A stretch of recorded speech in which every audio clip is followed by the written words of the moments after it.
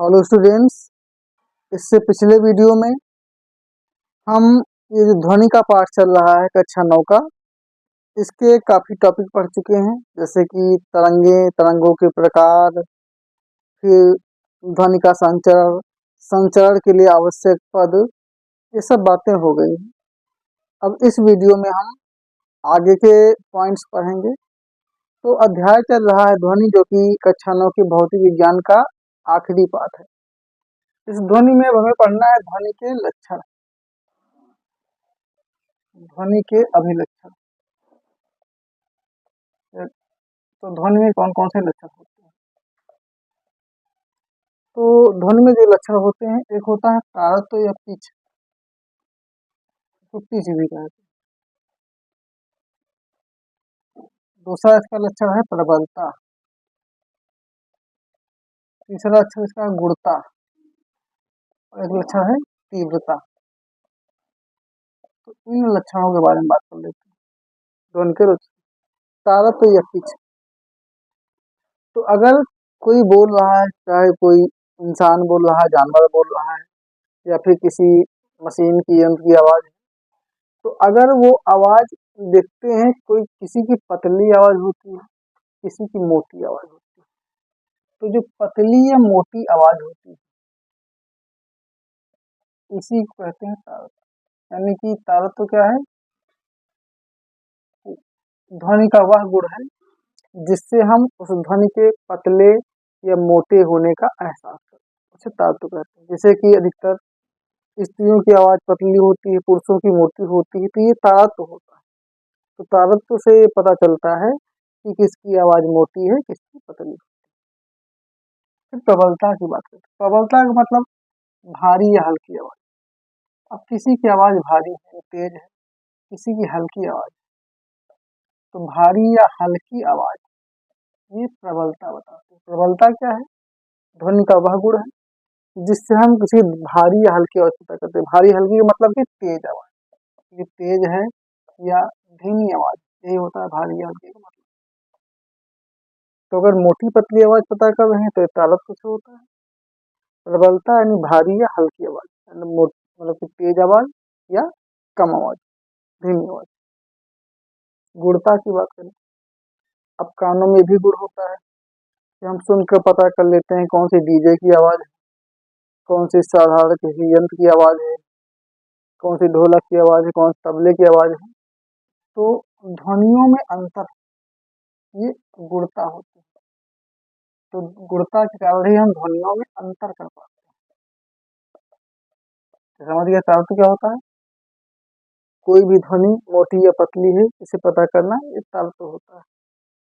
प्रबलता, कोई आवाज धीमी है या तेज है, ये प्रबलता से पता चलता है।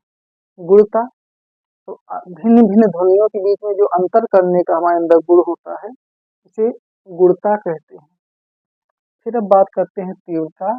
तीव्रता को आई से प्रदर्शित करते हैं, जो कि होता है आई प्रोपोर्शनल ए स्क्वायर। यानी कि जो तीव्रता होती है वो आयाम के वर्ग के अनुपाती है। तो तीव्रता है क्या? एकांक क्षेत्रफल में कितनी ध्वनि ऊर्जा उत्पन्न हो रही है, उसी कहते हैं तीव्रता। यानी कोई समय दिया गया है, एकांक समय में एकांक क्षेत्रफल है, और उस क्षेत्रफल में कितनी ध्वनि ऊर्जा उत्पन्न हो रही है, जितना ज्यादा होगी उतनी ही ज्यादा तीव्रता बन जाएगी। तो तीव्रता क्या है कि एकांक क्षेत्रफल में किसी समय उत्पन्न होने वाली ध्वनि ऊर्जा की मात्रा को उसकी तीव्रता कहते हैं। एकांक समय में जितनी ध्वनि ऊर्जा उत्पन्न होगी वही तीव्रता होती है। तो तीव्रता से ये पता करते हैं कितना ज्यादा ध्वनि निकल रही है, ध्वनि ज्यादा है या कम। तो सारी बातें समझ गए यहाँ पे, ज्यादा या कम, ज्यादा या कम ध्वनि, ये पता कर लिया।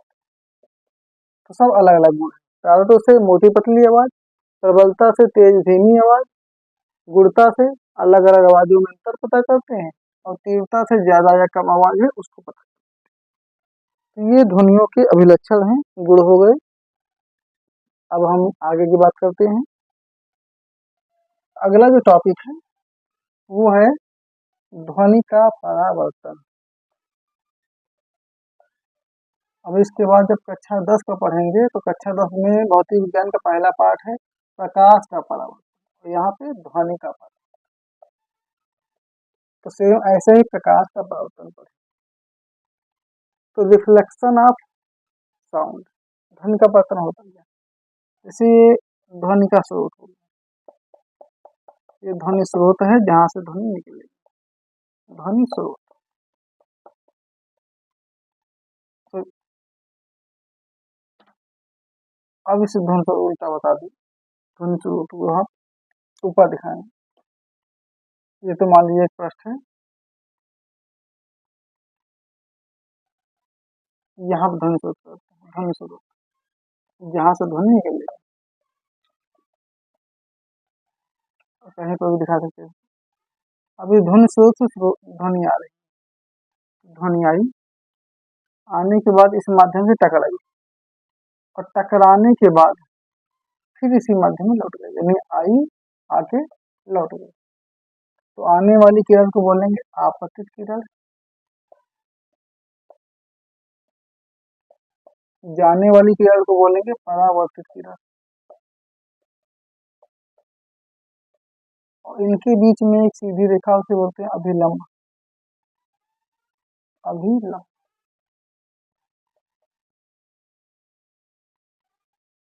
तो इसमें क्या बताएंगे, वह घटना जब ध्वनि की आपतित किरण किसी माध्यम से टकराकर उसी माध्यम में वापस लौट जाती है, उसे ध्वनि का परावर्तन कहते हैं। जैसे मान लीजिए हमने गेंद फेंका, गेंद दीवार पर फेंका, दीवार पर टकराई, टकरा के फिर हमारी तरफ लौट आई। सेम वैसे यहाँ हो रहा है कि ध्वनि स्रोत से आवाज निकली, अब ये आवाज जाकर किसी माध्यम से टकराई और टकरा कर फिर वापस लौट आई, इस घटना को कहते हैं ध्वनि का परावर्तन। तो वह घटना जब ध्वनि स्रोत से आप ध्वनि की आपतित किरण किसी माध्यम से टकराकर वापस उसी माध्यम में लौट जाती है, इस घटना को ध्वनि का परावर्तन कहते हैं। यानी ध्वनि की तरंग आती है और टकरा के वापस उसी माध्यम में लौट आती है, ये माध्यम पूरा है, इसी माध्यम में लौट जाएगी, दूसरे माध्यम में क्रॉस नहीं करेगी, तो इसको ध्वनि का परावर्तन कहते हैं। तो यहाँ पे बात समझ गए। जब आती है तो आने पर एक कोण बना, जिसको बोलते हैं आपतन कोण, आई से प्रदर्शित करेंगे। जब लौटती है तो आर से परावर्तन कोण बनता है। तो ये बात समझे रहेंगे कि आपतित किरण, परावर्तित किरण, आई से आपतन कोण, आई मतलब आपतन कोण, कोण आई है आपतन कोण, कोण आर परावर्तन।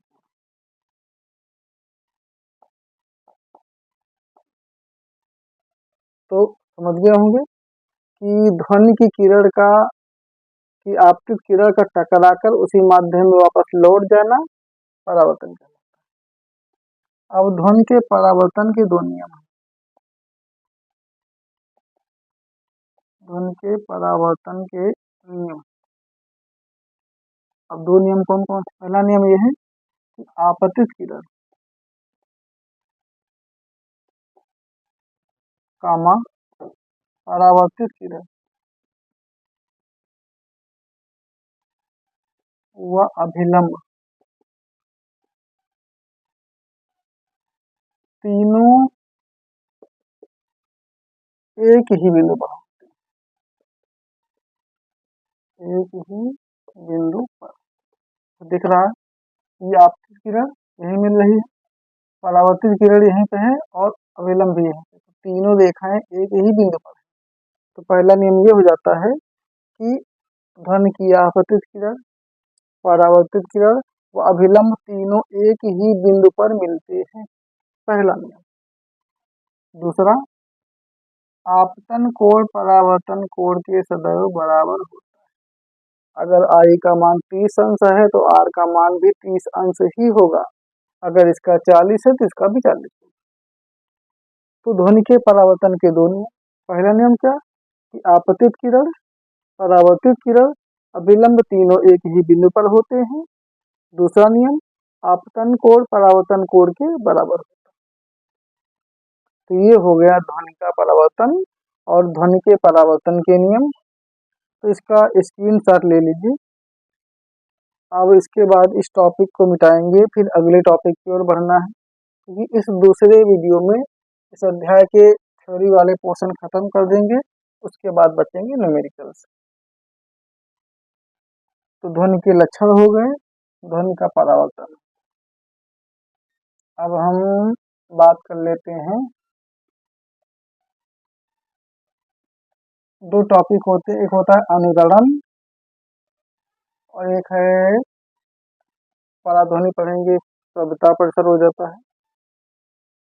तो प्रतिध्वनि होती है, सॉरी पराध्वनि नहीं, प्रतिध्वनि, जैसे इको बोलते प्रतिध्वनि, और एक अनुरणन। तो एक ही जैसे, बस थोड़ा सा अंतर है दोनों के बीच। प्रतिध्वनि और अनुरणन क्या है? प्रतिध्वनि यानी गूंज। तो जैसे कि मान लीजिए किसी बड़े से पहाड़ के पास हम जोर से चिल्लाएं, तो जो शब्द हम बोलेंगे वो शब्द कई बार हमें सुनाई पड़ेगा। पहले तेज होगा, फिर धीमे, फिर धीमे, फिर धीरे धीरे खत्म हो जाता है। तो ये प्रतिध्वनि होती है। अनुरणन में क्या होता है, किसी बड़े से हॉल के अंदर हम चिल्लाएं और चिल्लाने के बाद वो आवाज बहुत देर तक बनी रहे। जैसे अनुध्वनि में क्या होता है, 4-5 बार जो भी हुआ उसके बाद खत्म हो जाता है।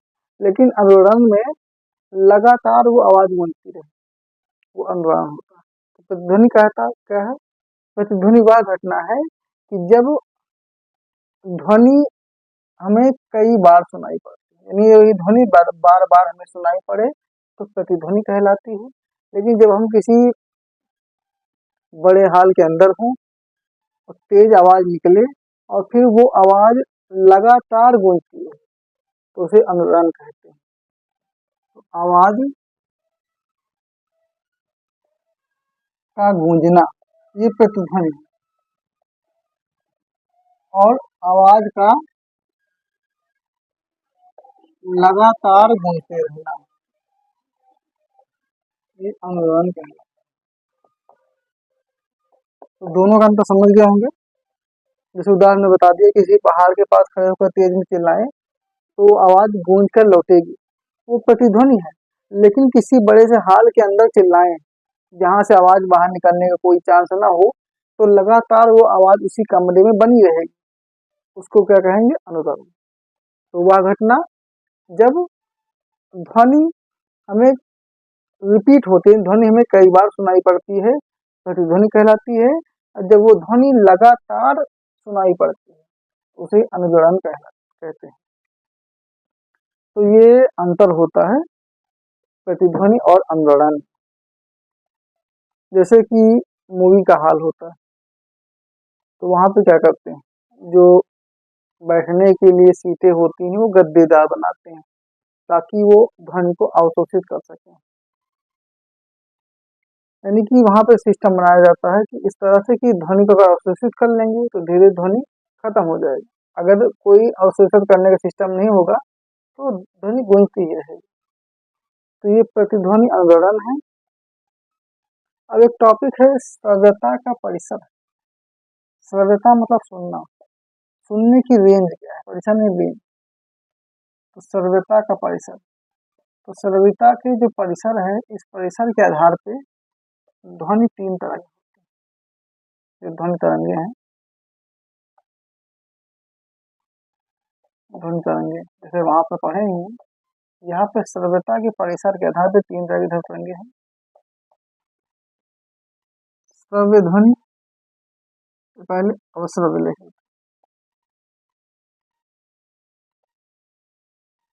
अवश्रव्य ध्वनि,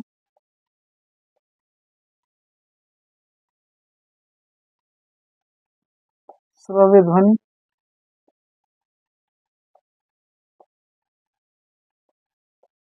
पराश्रव्य ध्वनि।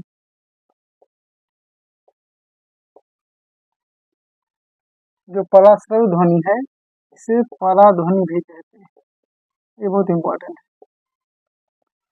तो अवश्रव्य ध्वनि क्या है, देखिए पहली बात ये समझ लें कि हम जो सुन सकते हैं, हमारी सुनने की क्षमता क्या है। हमारी जो सुनने की क्षमता होती है वो 20 हर्ट्ज एचजेड यानी हर्ट्ज से 20,000 हर्ट्ज।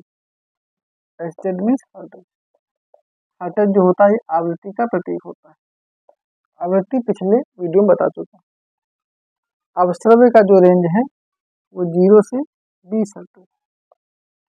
जो पराध्वनि का रेंज है वो 20,000 हर्ट्ज से अधिक।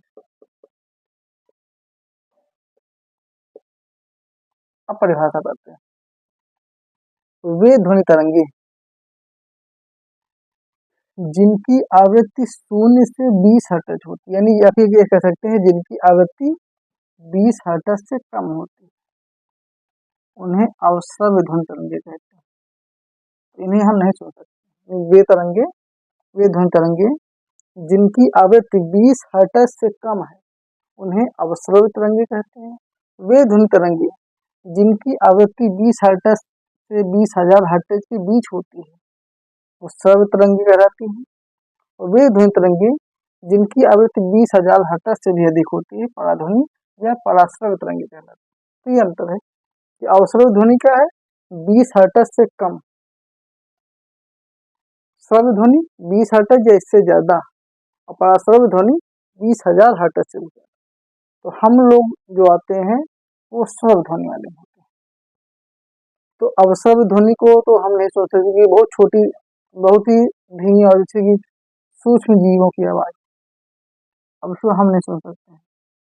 चींटी की आवाज, तो सूक्ष्म जीवों की आवाज जो होती है ये अवश्रव्य ध्वनि का उदाहरण है। श्रव्य ध्वनि में मनुष्य की आवाज, यंत्रों की आवाज, गाड़ियों की आवाज, जानवरों की आवाज सब इसी में आती है। पराश्रव्य ध्वनि हमारे कानों में इतनी क्षमता नहीं कि हम पराश्रव्य ध्वनि को सुन सके, नहीं बहुत ही ज्यादा आवृत्ति वाली होती है। लेकिन चमगादड़ एक ऐसा जीव है, चमगादड़, हाथी, ये लोग पराश्रव्य ध्वनि को सुन सकते हैं। इनकी आवाज नहीं बल्कि इनकी सुनने से हमें पता है ये सुन सकते हैं। और श्रव्य ध्वनि को हम लोग सुन सकते हैं।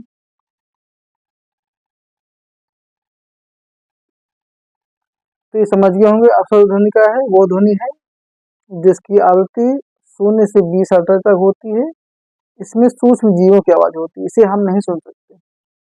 श्रव्य ध्वनि वह ध्वनि होती है जिसकी आवृत्ति 20 हर्ट्ज से 20,000 हर्ट्ज होती है। इसके अंतर्गत मनुष्य की ध्वनि आती है, यंत्रों गाड़ियों की ध्वनि आती है, बहुत सारी ध्वनि आती है।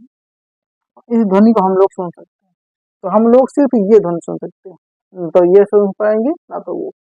पराश्रव्य ध्वनि या पराध्वनि वह ध्वनि होती है जिसकी आवृत्ति 20,000 हर्ट्ज से भी अधिक होती है, यानी बहुत ही ज्यादा आवाज होती है। इसको अगर हम सुन ले तो हमारे कान के पर्दे फट जाए। लेकिन चमगादड़ और हाथी ऐसे जीव हैं जो सुन सकते हैं। तो श्रव्यता यानी सुनने की जो रेंज है उसके आधार पे ये ध्वनि तरंगे 3 तरह की होती है। तो इनके बारे में हमने बात कर ली। तो ध्वनि तरंगे भी हो गए। अब इस अध्याय में एक और टॉपिक है जिसको बोलते हैं सोनार। तो इसका स्क्रीनशॉट लीजिए, इसको मिटाते हैं। तो सोनार बताएंगे, उसके बाद फिर कान की संरचना पढ़ेंगे कि सुनने के हमारा जो शरीर में अंग है वो कान ही है, कान से हम लोग सुनते हैं। तो कान की संरचना पढ़ेंगे। तो पहले सोनार हो जाता है। सोनार SONAR, सोनार फुल फॉर्म इसका है SO से साउंड, N से नेविगेशन, A से एंड, R से रेंजिंग।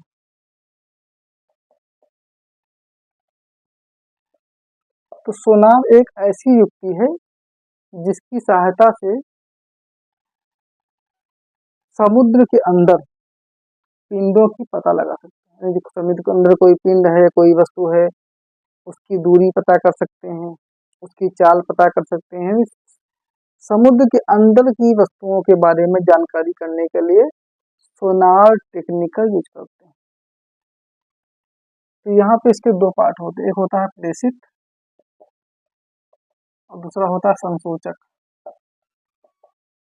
ये संसूचित कहते हैं। संसूचित। प्रेषित। प्रेषित वो होता है इसमें निकलती है पराध्वनि। तो पराध्वनि प्रेषित से निकलती है, यानी प्रेषित क्या करता है, पराध्वनि निकालता है,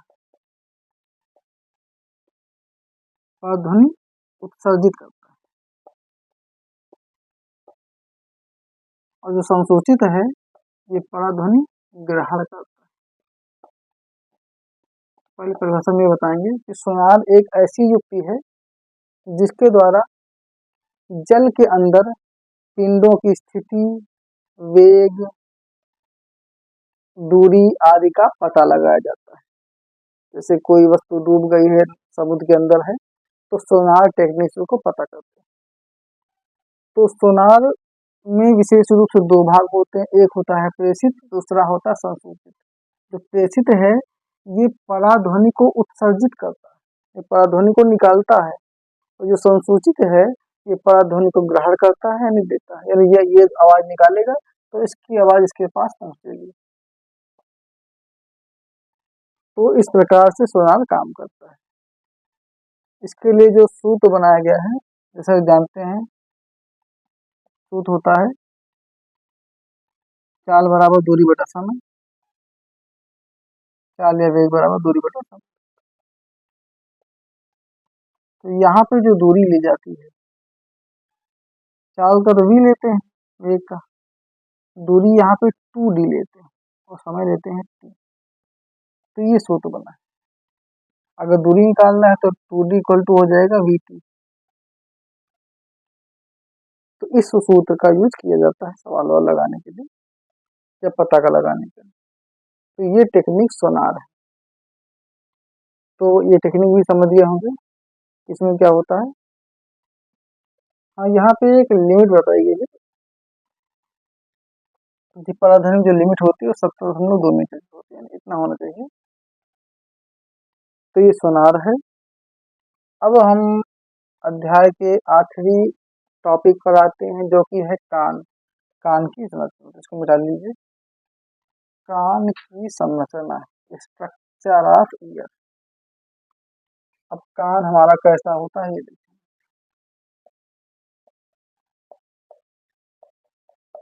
कान की संरचना जैसे कि जानते हैं बाहर से हमारा कान कुछ ऐसा दिखाई पड़ता है, ऐसे टाइप, ये तो बाहर होता है। लेकिन जब अंदर देखा जाए तो कान ऐसे जाता है। तो यहाँ पे इसका स्ट्रक्चर ऐसे टाइप का होता है। उसके बाद फिर यहाँ पे एक राउंड टाइप का बना, कुछ इस टाइप का होता है। ये कान के अंदर का। तो हमारा जो कान है 3 भागों में बटा हुआ है। बाह्य कर्ण, बाहर का कान, मध्य कर्ण, बीच का भाग, अंतःकरण, अंदर का भाग। तो ये जो दिख रहा है पोर्शन, ये यहाँ से लेके यहाँ तक, ये है बाह्य कर्ण। फिर ये जो पोर्शन है इतना सा, ये वाला, ये है मध्य कर्ण, बीच का भाग। और ये जो एरिया है विंग दिख रही है, ये है अंतःकरण।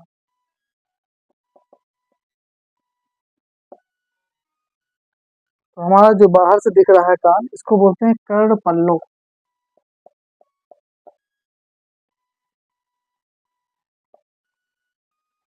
तो कान देखते हैं तो बाहर से कर्ण पल्लो इस प्रकार दिखता है। इसके बाद अंदर जो एक होल टाइप का बना हुआ है, जो है छेद है, और यहाँ पे लगा होता है कान का पर्दा। तो अंदर जब जाते हैं तो अंदर का मध्य कर्ण भाग होता है। तो मध्य कर्ण का जो भाग होता है वो 3 प्रकार की एकदम उपास्थि तरह जैसी हड्डियों से बना होता है, नरम हड्डियों से बना होता है। फिर अंदर का जो अंतःकर्ण भाग होता है, ये अंदर का जो भाग होता है, एक तरफ तो इस मध्य कर्ण से जुड़ा होता है, दूसरी तरफ इसका जो भाग होता है वो उन तंत्रिकाओं से जुड़ा होता है जो तंत्रिकाएं मस्तिष्क में जाती है। तो कान के बारे में क्या बताएंगे कि कान की संख्या हमारे शरीर में 2 होती है, 2 कान होते हैं। कान का मेन काम क्या होता है? सुनना। तो कान श्रवण संवेदना उत्पन्न करते हैं, किस प्रकार से करते हैं कि कान के 3 भाग होते हैं। एक बाहरी कर्ण, जब कोई ध्वनि बाहरी भाग से यानी कर्ण पल्लों से अंदर जाती है, अंदर जाने के बाद कान का पर्दा होता है, जहाँ से मध्य कर्ण होता है, फिर मध्य कर्ण में पहुंचती है। यहाँ पे कंपन होता है। तो कंपन का कारण यहाँ पे जो सूचना होती है यानी जो ध्वनि होती है वो भी अंतःकरण में पहुंचती है। अंतःकरण से जो तरंगे होती हैं, जो तरंगे यहाँ से होती हैं, मान लीजिए तरंगे मस्तिष्क में, ये मान लीजिए यहाँ पे मस्तिष्क, अब ये जो तरंगे हैं ये मस्तिष्क के पास जाएंगे, जो प्रेरक तरंगे होती हैं ये यहाँ ध्वनि की सूचना को लेकर मस्तिष्क के पास जाएंगे। जब मस्तिष्क को सूचना देंगी तब उसके बाद हमें सुनाई पड़ता है। तो इस प्रकार से कान का सिस्टम होता है। श्रवण संवेदना उत्पन्न होती है, जानते हैं कि जब बोलते हैं आवाज यहाँ से आती है, अंदर जाती है, बाह्य कर्ण से मध्य कर्ण, मध्य कर्ण से अंतःकर्ण, अंतःकर्ण से फिर जो कर्ण की तंत्रिकाएं होती हैं, तंत्रिकाएं ले जाती हैं सूचना को मस्तिष्क तक, और मस्तिष्क को सूचना मिलने के बाद हमें सुनाई पड़ता है। यानी अगर बीच से कनेक्शन कट जाए तो कान होंगे लेकिन हम सुनाई नहीं पड़ेगा, हो जाएंगे बहरे। जो लोग बहरे हो जाते हैं उसमें यही सिस्टम होता है कि कान के भाग तो सभी रहते हैं, पर अगर यहाँ की तंत्रिकाएं गड़बड़ हो गई तो सूचना वहां नहीं पहुंच पाएगी। या फिर और भी रीजन हो सकता है, मान लो यहाँ पे गड़बड़ हो जाए कोई, अब वहां पे तो तंत्रिकाएं हैं लेकिन अगर यहाँ से गड़बड़ हो गया तभी समस्या हो जाएगी, तो कान का पर्दा फट जाता है, कोई प्रॉब्लम होती है। तो जब मस्तिष्क को सूचना मिलेगी तभी सुनाई पड़ेगी। तो ये टॉपिक हो गया। तो इस वीडियो में हमने क्या क्या पढ़ा? श्रव्यता के परिसर के आधार पर तरंगों के प्रकार, फिर ध्वनि का परावर्तन, परावर्तन के नियम, सोनार, अनुरणन, प्रतिध्वनि, ध्वनि का अभिलक्षण। तो इस प्रकार से ये जो अंतिम अध्याय है इसका थ्योरी का पोर्शन यहीं पे समाप्त होता है। अब अगले वीडियो से हम ध्वनि पाठ के आंकिक प्रश्नों को हल करेंगे। इस वीडियो को यहीं पे समाप्त करते हैं।